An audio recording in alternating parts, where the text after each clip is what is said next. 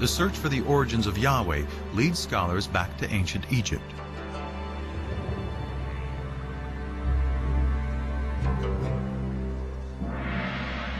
Here in the royal city of Karnak, for over 1,000 years, pharaohs celebrated their power with statues, obelisks, and carved murals on temple walls.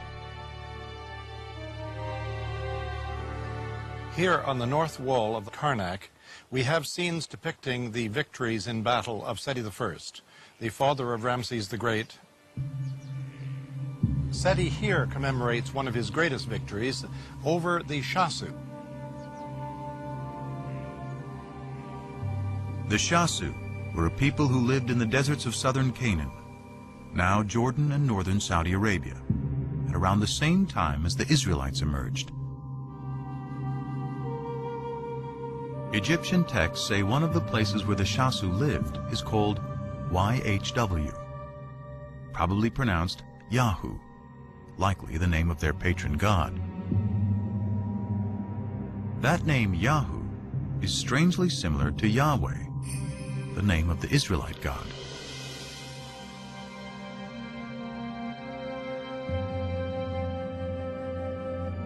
In the Bible, the place where the Shasu lived is referred to as Midian. It is here, before the Exodus, the Bible tells us Moses first encounters Yahweh in the form of a burning bush. Come no closer.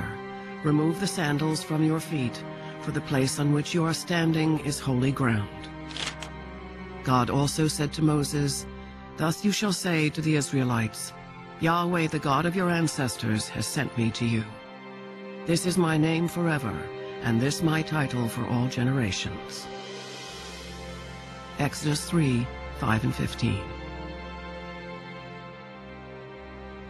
So we have in Egyptian sources something that appears to be a name like Yahweh in the vicinity of Midian.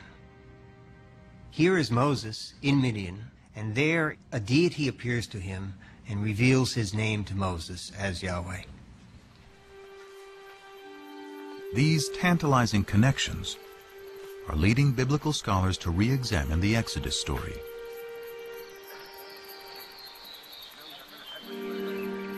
While there is no evidence to support a mass migration, some now believe that a small group did escape from Egypt. However, they were not Israelites, but rather Canaanite slaves.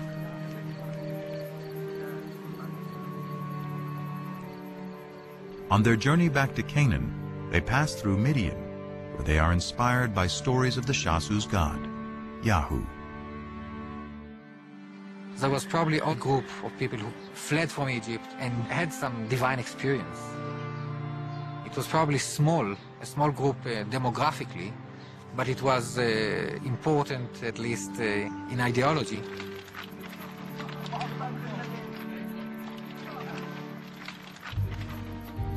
They find their way to the central hill country, where they encounter the tribes who had fled the Canaanite city-states.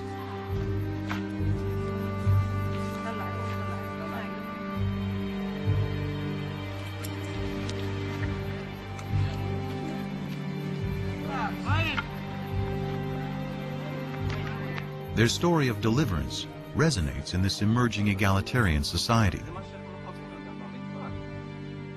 The liberated slaves attribute their freedom to the God they met in Midian, who they now call Yahweh. They spread the word to the highlanders, who themselves perhaps had escaped from the tyranny of the Canaanite city-states. They spread the idea of a God who represented freedom, freedom for people to keep the fruits of their own labor. This was a message that was so powerful that it brought people together and gave them a new kind of identity. The identity of Israelites.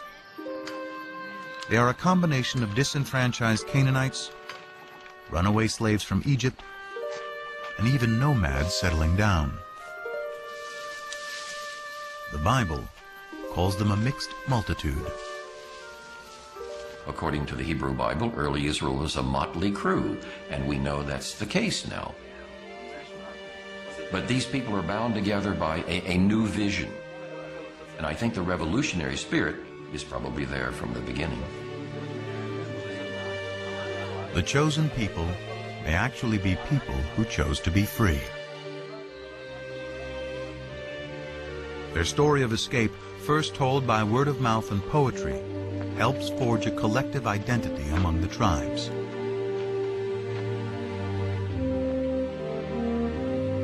Later, when written down, it will become a central theme of the Bible. Exodus and divine deliverance. Deliverance by a God who comes from Midian exactly where the Bible says. Adopted by the Israelites to represent their exodus from slavery to freedom.